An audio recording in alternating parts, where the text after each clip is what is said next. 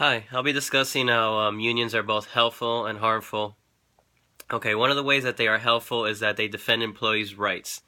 They bring issues to the table that might have been overlooked otherwise, and it's a good forum for discussion. And a lot of positive results, like wages and benefits, derive from these meetings, and someone has to do it. Now, the ways they can be harmful is that they sometimes emphasize too much on the employees themselves versus the product they are trying to, or the service they are trying to provide. Hence, the productivity tends to go down when too much unions are involved because they are entangled in so many arguments and discussions that they're not focusing on the service that the government should be providing towards them. Also, they emphasize seniority versus performance, which means that someone who's been there 20 years who doesn't do much versus someone who just got there who is a shining star doesn't get the same opportunities. Now, I will speak of an example of unions being involved in something that was actually very helpful.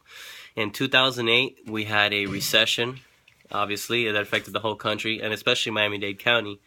And I worked for the Miami-Dade County Water and Sewer. And in 2008,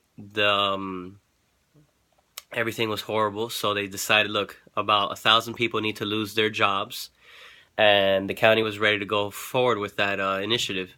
However, the union stepped in and said, hey, listen, they did collective bargaining, which is essentially coming up with a solution where both sides could meet in the middle. And the solution was the following. They said, listen, instead of losing 1,000 jobs, we'll come up with the following solution. The agreement was that there would be a 4% salary reduction for employees of Miami-Dade Water and Sewer across the board. We would now have furlough days, which means we had to select 3 days out of the year that we weren't going to be paid.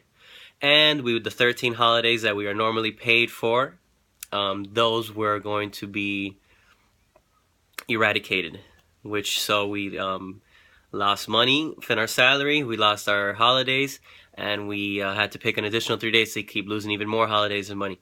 However, no one lost their job. So 3 years later, when the property values kept coming back up and the taxes were enough to cover our shortfalls on which we had agreed upon,